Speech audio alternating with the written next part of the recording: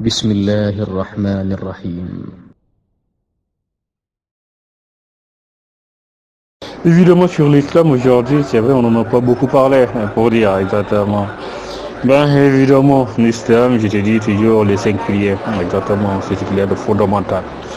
Allah nous dit, attestez qu'il n'y a de Dieu que Dieu et que Mohammed est son envoyé pour dire que vous êtes musulmans. Ensuite, il nous dit, priez les 5 prières quotidiennes pour confirmer que vous êtes musulmans. Jeûnez le mois de Ramadan pour confirmer que vous êtes musulmans. Faites la zakat si vous êtes riche. Donnez de l'argent aux pauvres pour confirmer que vous êtes musulmans. Et si vous avez les moyens, faites le pèlerinage à la Mecque pour confirmer que vous êtes musulmans. Je veux dire tout ça, évidemment, c'est des éléments qu'Allah nous demande pour dire que voilà, nous sommes musulmans. Maintenant, nous sommes des pratiquants, comme on dit, des fidèles. Mais tu sais, comment à Paris, hein, les Français, ils ont toujours tendance à dire musulmans pratiquants, musulmans non pratiquants. Tu sais, quand on est musulman, on est forcément pratiquant. Il n'y a pas de musulmans non pratiquants. Exactement, ça c'est une dénomination qu'ils ont inventée, exactement. Voilà, mais je veux dire, tout musulman est pratiquant. Exactement. Manière de dire évidemment que ce qui est important, c'est de faire ce qu'Allah subhanahu wa ta'ala nous recommande. Les 5 piliers de l'islam, c'est le premier pas.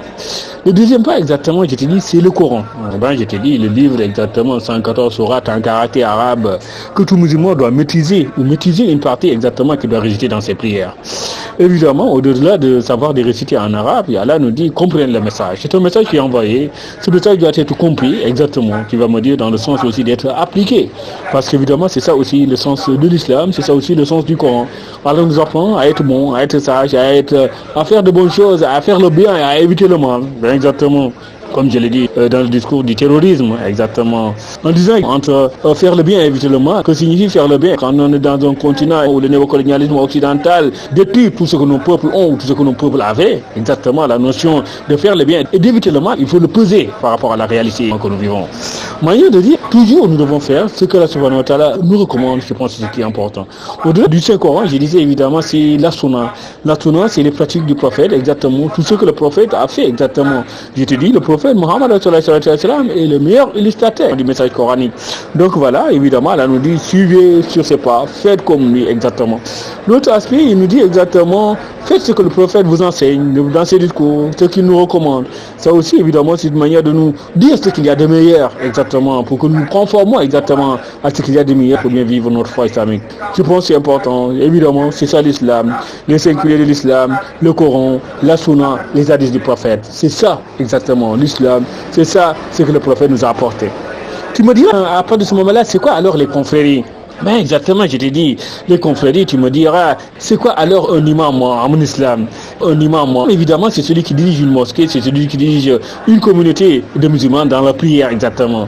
Tu sais, les confréries, c'est toujours à cette image de guide, exactement, local, tu me diras, pour mener les musulmans, je veux dire, sur le droit chemin, ben exactement.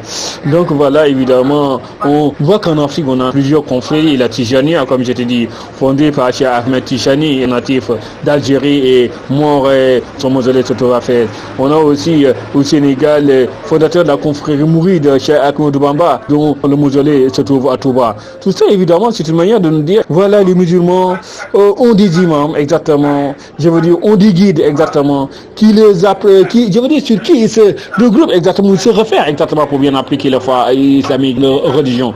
Je pense aussi, ce qui est important, voilà, se regrouper, tu sais, en islam, on dit, il y a des écoles, exactement. Donc voilà, c'est aussi cet aspect qui est important. Dit que l'islam, c'est un, comme on dit, tu sais, en islam, nous refusons ce que le prophète a toujours refusé, qu'on divise la communauté islamique. En islam, on nous dit sunnite, on nous dit chiite, tout ça, évidemment. Il faut voir les enjeux et qui est-ce qui utilise ces termes et dans quel sens exactement. Quand l'Occident veut toujours faire la différence entre l'Arabie Saoudite et l'Iran, on te dira toujours l'Arabie Saoudite est sunnite, l'Iran n'est pas sunnite, l'Iran est chiite.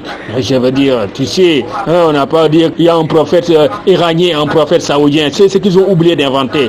Je veux dire exactement ce qui nous préoccupe, nous musulmans, c'est de dire il n'y a de Dieu que Dieu. Mohammed est un envoyé de Dieu, exactement, partout dans le monde islamique, exactement, en Iran, j'ai dit, en Arabie Saoudite, au Sénégal, en Indonésie, exactement, c'est ce que nous disons. Nous disons toujours chaque matin, nous lisons les 114 sourates du Saint-Coran, exactement, chaque heure de prière, nous nous dirigeons tous vers la Kaaba, exactement, et pour aujourd'hui exactement, nous jeûnons de la même manière, de l'apparition du soleil jusqu'au coucher du soleil, exactement le mois de Ramadan. C'est ce qu'Allah nous recommande, renforçons notre unité, au lieu de laisser évidemment ceux qui ne sont pas musulmans diviser notre communauté.